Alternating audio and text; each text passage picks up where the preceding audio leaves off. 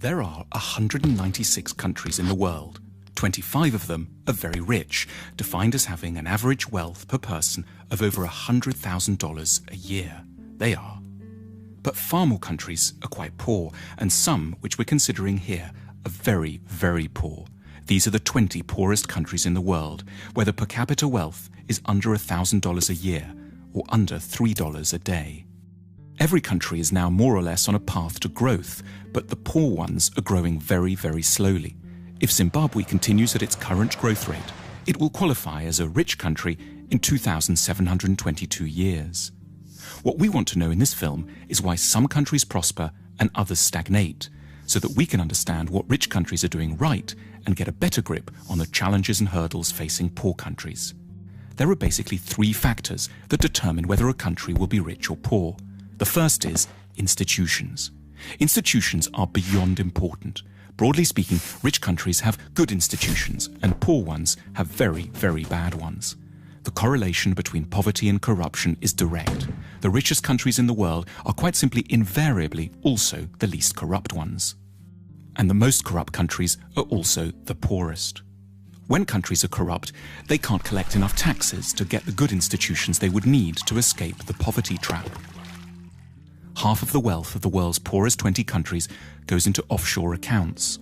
Lost revenues in these countries totals between $10 and $20 billion a year. Meanwhile, without an adequate tax base, poor countries can't invest in police, education, health and transport. Now, a more generous way to look at corruption is that it's really a case of clan-based thinking. Say you're hiring someone. In the rich countries, you're meant to do so simply on merit, interviewing lots of candidates, then picking the best one, irrespective of any personal connection. But in poor countries, under the sway of clan-based thinking, that approach would itself be seen as corrupt. It's your duty to disregard the so-called best candidate from an anonymous bunch in order to pick someone from your own team, your uncle, your brother, your second cousin, the guys from the same tribe. As a result, poor countries don't allow themselves access to the intelligence and talent of the whole population. There's a second thing that keeps countries poor: culture. What goes on in people's minds, their outlooks and beliefs. A striking statistic pops up here in relation to religion. If there's one generalization you can make about religion and wealth, it's that the less people believe, the richer they stand a chance of being. 19 of the richest countries in the world have 70% or more of their populations saying that religion is not at all important to them. The exception here is, unsurprisingly, the United States, which manages to combine great religiosity with huge wealth. More on that in a second. And conversely, the poorest nations in the world are also extremely believing ones. Here's how many people think religion and the supernatural is deeply important in the following countries. In the world's poorest country, simply everyone is a believer. Why is belief quite so bad for wealth creation?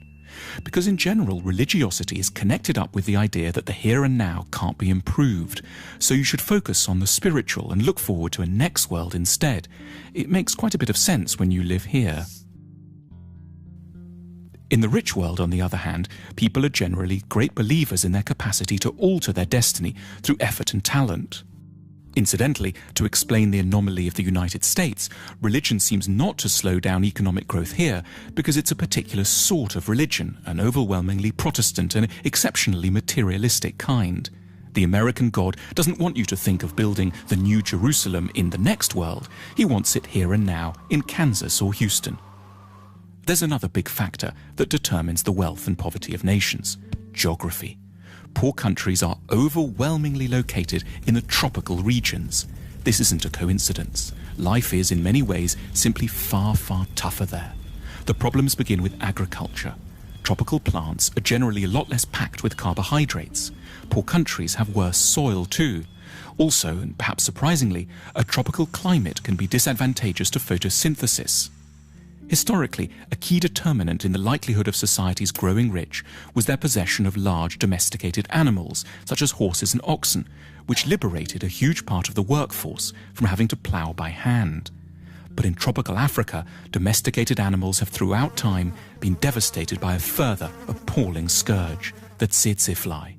This small fly, exclusively present in Africa because of its heat and humidity, knocks out animals on an enormous scale, making them sleepy or inactive, and has had a profound effect on the ability of Africans to develop technology, increase agricultural productivity, and amass wealth.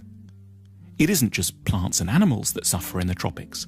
In the middle latitudes, humans are open to a terrifying array of diseases, including 100% of low-income countries are affected by at least 5 tropical diseases simultaneously.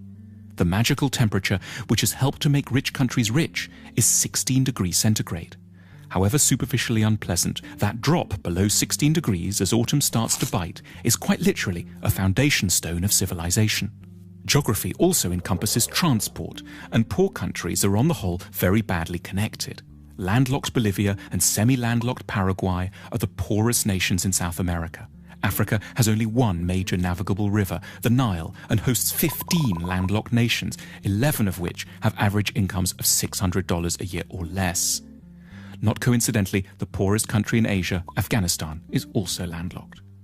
Then there's the matter of natural resources.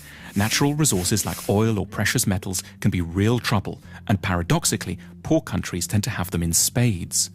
These natural resources are what economists call intensifiers. They will help to make a country with good institutions richer, but one with bad institutions get even poorer, precipitating what's called the resources trap. So the Democratic Republic of the Congo is one of the world's most mineral-rich countries, holding most of the world's coltan, which every mobile phone has a bit of inside. But natural resource wealth helps elites to grab money without requiring the cooperation of the whole society. If the only way to grow wealthy is to assemble high-tech aero engines, for example, you're going to need your whole society to buy into the project. But if you just need to extract a few minerals, you can do so with a small labor force, some guns, and an airstrip long enough to ferry your loot out to market. The wealth from coltan keeps DRC armed rebels in guns and corrupts every level of society. So how should one weigh up the relative importance of all these different factors, institutional, cultural, and geographic, in determining the wealth of nations?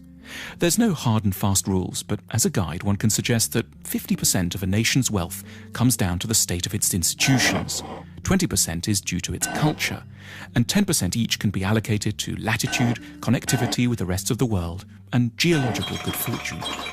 If you're a policymaker, this discussion has wide practical implications. But at a more personal level, one might take away 2 things from it. Firstly, modesty. You should have a better idea of what you owe your individual success to, which is not so much your own hard work or fine mind, as the broader society you live in, which was produced over centuries and which you now draw benefit from unknowingly.